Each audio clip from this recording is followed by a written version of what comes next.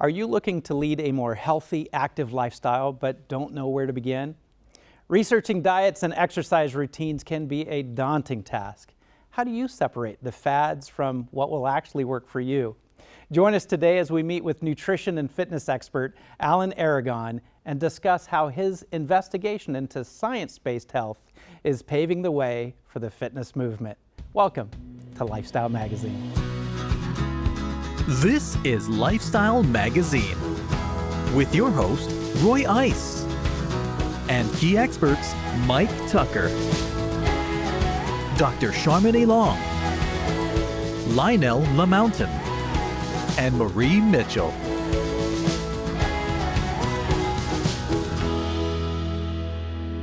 With us today is one of the most influential figures in the fitness industry's movement towards evidence-based information, Alan Aragon. I'm delighted to have you here in the studio with us. Now, Alan, you are very passionate about science-based fitness. Where did this passion come from?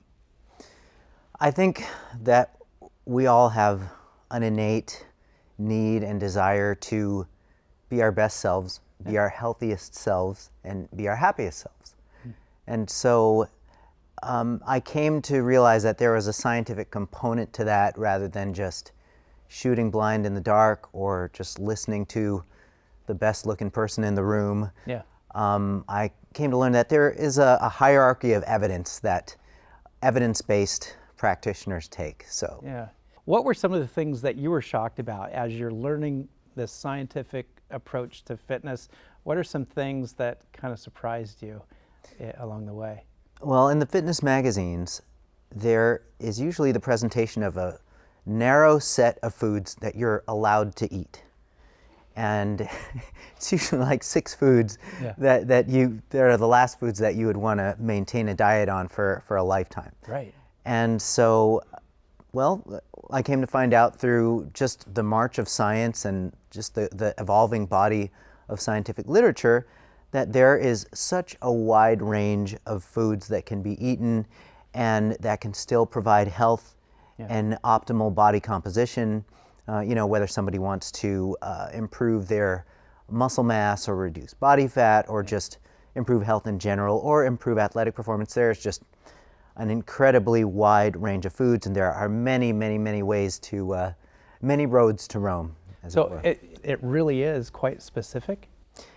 There's no magic bullet, and every individual, for example, has their favorite 20 foods. Yeah.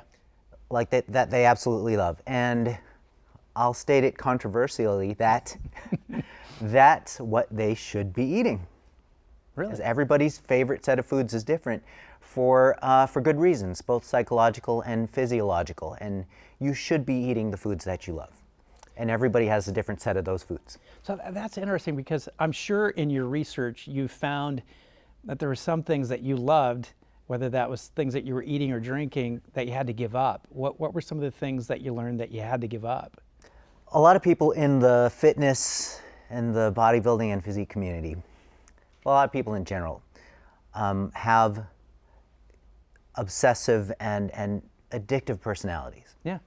And so in order to, for example, get the discipline to train X times a week and eat a certain way and live your life a certain way day by day,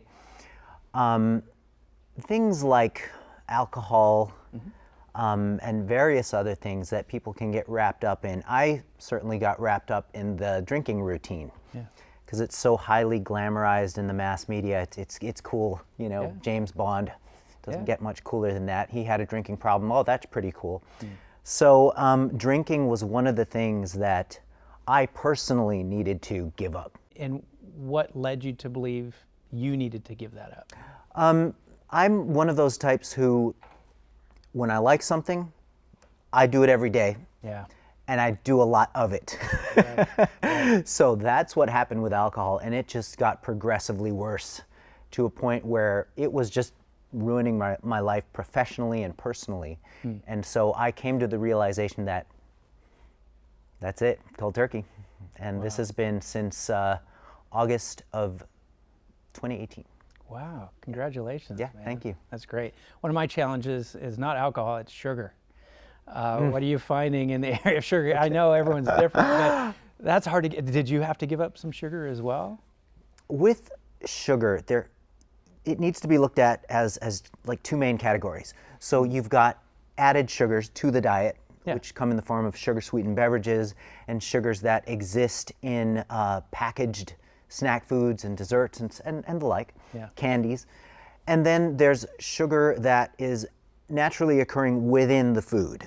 Yeah. So you've got added sugars here, and then you've got naturally occurring sugars here. We call it extrinsic sugars here and intrinsic sugars here. And the intrinsic sugars are in basically only two types of foods, fruit and milk and milk products. Yeah. So over here with fresh fruit, for example, and milk products, that sugar is in a healthy context. So the vehicle that's delivering that sugar, it makes all the difference because you have a low amount of calories, a high amount of micronutrition, high amount of water, so it's nutrient dense over here. And then on the side of added sugars where you just, have a Coke and a smile basically, Yeah. it's a whole different ball game. So the sugars here, added sugars can be problematic. Yeah. But the intrinsic sugars here in fresh fruit, for example, it's rarely, if ever, a problem at the public health population level. One of the things I gave up about a year and a half ago was soft drinks. That's a pretty good thing to give up. Yeah, and I noticed almost immediately a difference. I really just drink water. And I know it's tough for people's taste buds at first, but I found my taste buds within 3 weeks. I was like, I like water better. It's hard for people to proactively change their habits like that. Yeah. But all it takes really is just taking that initial step, Yeah. and then going through the classical conditioning of repetition. Yeah. And then you slowly get to not necessarily miss the full-blown soft drinks. Yeah. And water becomes something that's part of your routine. So that's good. Yeah. Congrats on that change. I love that. Now, you have really focused in on the science-based nutrition as well. You have a book, and I want people to hear about that, but we got to take a break. And so we're going to talk about your book when we come back. And when we come back, we'll also be joined by our activity key specialist, Marie Mitchell, as we talk with Alan about his research and discoveries. Don't go away.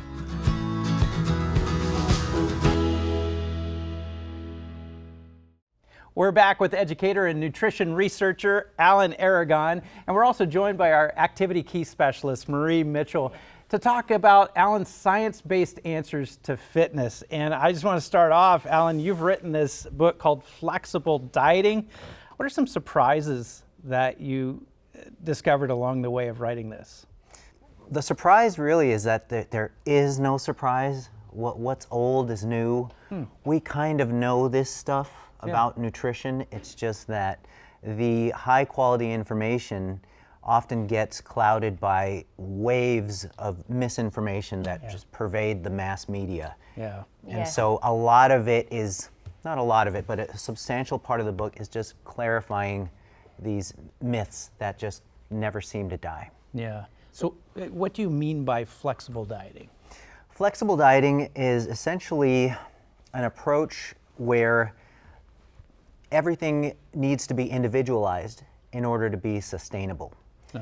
So everybody has their personal preference with respect to foods within each food group. They should go with those preferences. Everybody has their personal preference with respect to high carb, low fat, high carb, and everything in between. It's flexible. You go with what you prefer and what suits your personal goals and tolerances and just what you're trying to accomplish and what you can stick to in the long term. That's basically what flexible dieting is. It's not, you can only eat from this time to this time of day, no carbs after 6 p.m. Oh, wait, you can only start eating at 9 a.m. Pacific time, that sort of thing. Yeah. Believe it or not, there's rules out there that are similar to that. And just looking at the landscape and how much rules people put on diet and nutrition, it just confuses the whole thing, and it's not scientifically founded anyway. So It can be overwhelming. yes. Yeah. you mentioned misinformation. With social media these days, there's so much misinformation out there that, you know, younger people, older people are taking in. How do you, in this book, address that? The misinformation. How can we get more of a scientific information out there that's not so social based?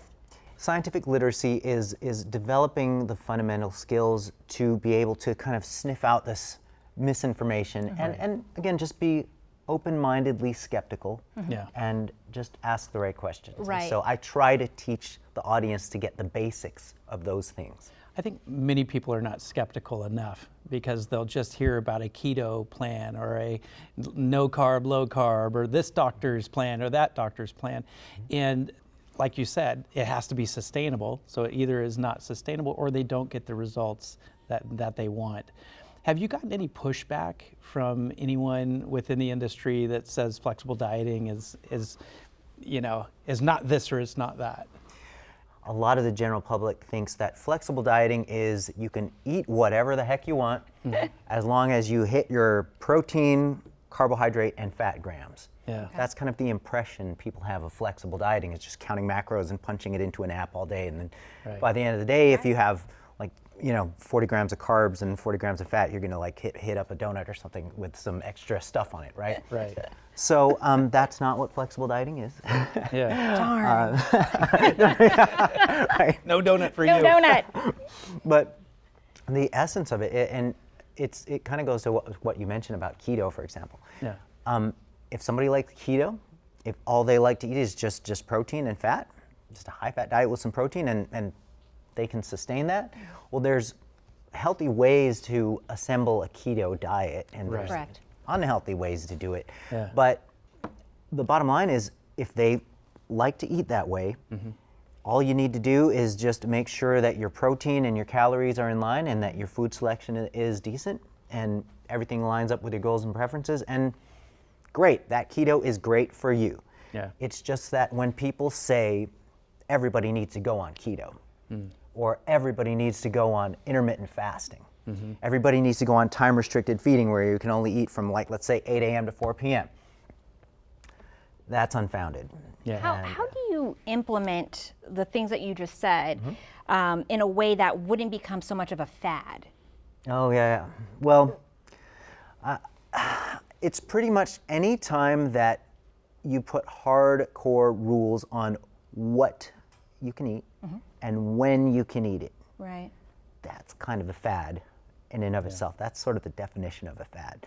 You know, the evidence just simply isn't strong enough to tell people exactly what to eat and when to eat. Yeah, because all of our bodies are They're different. different. Right. Our Everybody's metabolism different. is different. Things are different. Now, I want to ask you, Marie, as a fitness professional, but also as a vegan, you've probably had to struggle with, well, how do I get a balanced amount of protein? What are some of the things that you found helpful for your? For my, I do love avocado. I love nuts. I love tofu. I do. That's how I've implemented a lot of protein, and just I just load up on all my vegetables. Beans, I love beans. That's how I've found works for me. It's best for me if I work with those different kinds of proteins for my diet. But that's not for everyone. No. You know, many vegans. That's why it's flexible. That's why it's flexible. You know, I have friends that try veganism and I can't do it.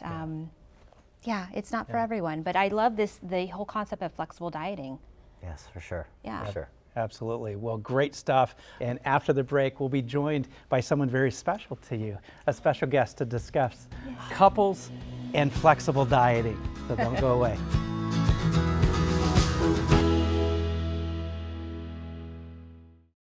Optimum health requires quality relationships. Studies actually show that quality, intimate relationships are as important to longevity as our diet and exercise. So if you want to live longer and feel better, take care of your relationships. And we're joined now by Alan's wife, Jeana, to talk about how couples experience flexible dieting. And because we're talking about couples, of course, we've brought in our key expert in the area of relationships, Mike Tucker, to help us navigate flexible dieting and couples. So I'm going to ask you first, Jeana. In this whole challenge, do you support each other in your dieting, or do you tempt each other typically in how you are doing your flexible dieting? That's a good question, because so many people ask me, oh my gosh, what's it like to be married to Alan? He's a nutrition researcher. Yeah. And then, but He's a little passionate about it, isn't he? He's a little bit passionate. Yes, he is. But when I started dating Alan, and he just was so easygoing about all of it, and took all the power from the potato chips and the burgers and fries. He's like, yeah, go ahead. I'm like, really? Yeah. Oh my gosh. Yeah, Okay. when go ahead is said in my house, it's like, go ahead. Yeah. You'll pay for it later. Yeah. But That's probably how I would be, but not Alan. And that's what really made my, it was so hard before, dieting and trying to fit into things and trying to lose weight all the time. It was miserable. I'd be on the Stairmaster, on the cardio all the time. But once I started dating Alan, we worked out and did weight training, and that changed everything also. it frees you from the guilt. It frees you from the worry. You just have, this is what we do. Exactly. It's just our lifestyle. That's It's just cool. what we do. Now, Yeah. fitness takes time, though, and relationships take time. So is there a conflict between this for you, or how do you balance those two?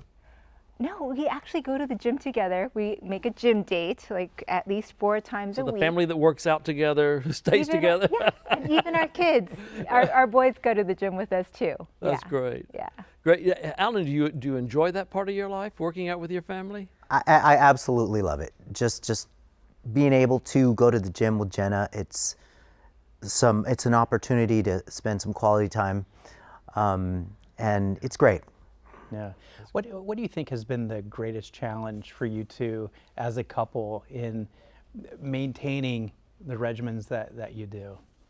The challenge is really lie on Jeana's shoulders, because she's cooking amazing stuff every day, multiple times a day. So I kind of have it easy. I'm at the computer cranking out the papers and the research and the stuff for my audience, while Jeana is actually up on her feet, holding the household together. So You like that all right? I sure do. I love everything about food. I like the grocery shopping. I like cooking. I'm married to a nutritionist. I love everything. I love eating. So I love to eat. And so I make really good food. Well, you That's must make healthy. good decisions, because neither one of you look like you eat a lot. I mean, you look like you're very fit. So Oh, you're thank making you. good choices, Thank it you. appears. I think we do make good choices. I shop for the family, and I make sure that there's some lean protein choices that I always buy. If we feel like Italian, then I'll make a Italian bolognese, and mix like hearts of palm pasta with regular pasta, and make it very volume-esque, very filling, That's lots of good. veggies, and it makes it good. That's awesome. Cool. Now, Everybody loves eating at our house. I can imagine. Yeah. We'll be there right after the show. Exactly. Now, Mike, you've worked with a lot of couples. Yeah. And you see this couple who has found this commonality. What have you found in relationships where the couples do decide to take on a goal or a challenge together? How does that affect their relationship? Actually, that can bond you. The more things you have in common, the stronger the relationship. And so if you have a common goal that you're willing to work together with as a team, and then Alan's attitude toward you, go ahead and eat it. That's it's up to you. So it's freeing, but yet it's also something that pulls you together. So sharing those goals, working together as a team, actually bonds a relationship and makes you closer. It builds a stronger relationship when you do something and you have a common goal. Now, Alan, I'll be 70 this summer, and so I'm wondering, do you have any advice for old guys like me who want to start exercising? Well, statistically, sarcopenia can creep in on folks at about 60 and up. Sarcopenia is age-related loss of lean body mass. Right. And the muscle tissue is what we're kind of concerned with, and that's the thing that is a modifiable phenomenon. We can battle sarcopenia. Yeah. And the best way to do that, resistance training. That's what I do.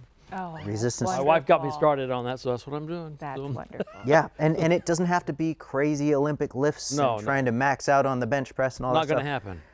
And, even body weight stuff and anything that challenges the musculoskeletal system with, it doesn't have to be external loads. It can just be body weight stuff, and cool. it can be lightweight, but you have to put in a certain amount of effort during the sets, during your exercise session.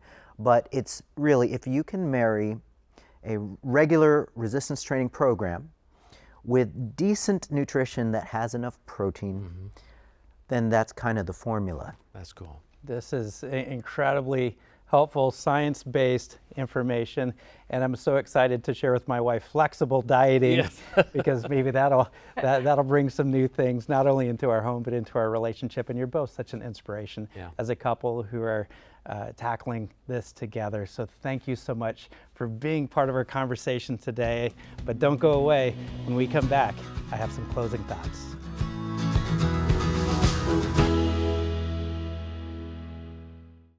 I found that for myself and for the people that I work with, the greatest challenge in maintaining a physical fitness routine is mostly in the maintaining of some form of motivation. Here's one of the best solutions that will boost your motivations and change your life.